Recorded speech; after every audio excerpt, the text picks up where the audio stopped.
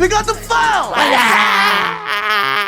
We're back, and I'm not trying to waste none of your time. You feel me? Equalizer. Now, just like with every plugin, they come in different shapes and forms, right? You have some that comes in sliders, some that will come in with a lot of knobs, and some with a straight line that you get to choose how you want it. Now, my personal favorites are the graphical kinds, the one where I can double click and do this. But the same thing pretty much applies to everything. So first, we're gonna start with the one with the sliders.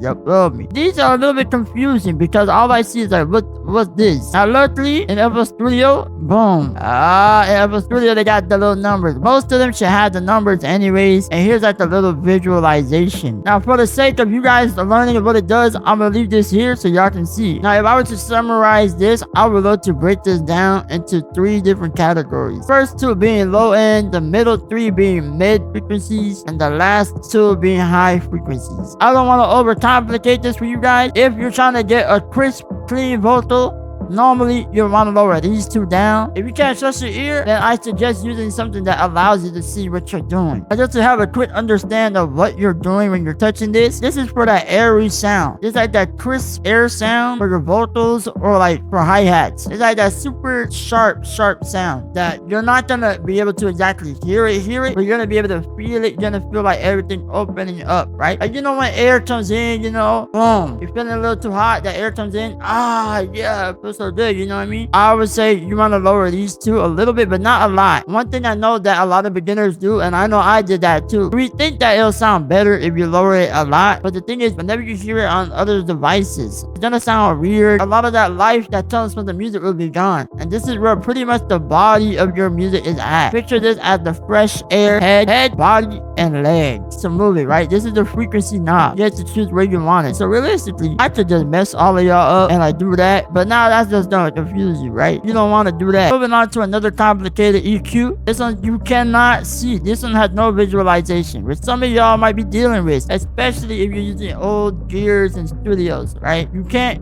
see. There's nothing you can see. You have to go based off an ear. Now the dope part is most of the time they got color codes, right? They're color coded, but if they're not color coded, don't worry. Most of the time they go in order. As you can tell, this is the low ends. As you go higher, you go more towards the higher frequency. Now for this one, in this case, this is all sub. The blue one is 40 hertz, green one 160 hertz, the red is 650 hertz, and then this one up here is 2.5 hertz and up. Then here is everything that's air. Pretty much means like around the the top part is with the air gain, you can choose on where is it gonna start affecting. All of the knobs, they apply the same thing, you know. You go -5 or +5. Also, I want to mention about the symbols because as we're coming to the air, you can see the symbols are different. What exactly these symbol means? Picture these little symbols is basically doing this. They're just doing that, right? When it comes to 2.5, it's basically doing something like this. As you can see, it means up, it can go up or down. See how it kind of looks like that? And down, it looks like that, right? That's the other side. Now for the air, you see it only has the top. The main reason for that is because there's only air gain, which is why specifically it says air gain, right? So you only can go up. So for that last one, you can't go down like this. You can only go up. But as you can see, it looks nearly identical to what you're looking at here. Now lastly, one of my favorite type of EQs is the graphical kind. Now, unlike the other ones, you don't have knobs. This is all, you know, you're like, how do I get it to do the other thing? Like, do I only get to do mountains or what? That's the other one. You can choose on how you want it. You want it wide or you want it skinny. And the cool part about this one, you can get really skinny. Depending on what you have, they got different names. This first one would be a low cut. It's cutting off, as you can see, it's cutting off everything. And like the other ones, it works like this, right? Same thing goes with a high cut, right? You see it's the opposite. Now, you have shelf. You have a low shelf, right? Unlike the other one. Now, it's similar to the other one, but you see how like it's not curving down? Although I can try to make it do something like that, right? But as you see, everything after it stays flat. It doesn't keep going down. It's not keep cutting down. It just carves it out and then boom, it stays flat. Same thing goes for the high shelf. And then this is what they would call a bell. I don't know why they call it a bell. Maybe because like it kind of looks like the top of a bell. You know, the little point thing, if I can find it. And you know, you can move it up, down, up, down, up, down. The cool part about these EQs is that they have where you can hear that specific area that you're looking at, right? If you're trying to remove a certain frequency and you just don't know what sounds bad, this is great for beginners. You can hear it and you can scan on what part sounds bad and what part sounds good. And that's pretty much it for EQs.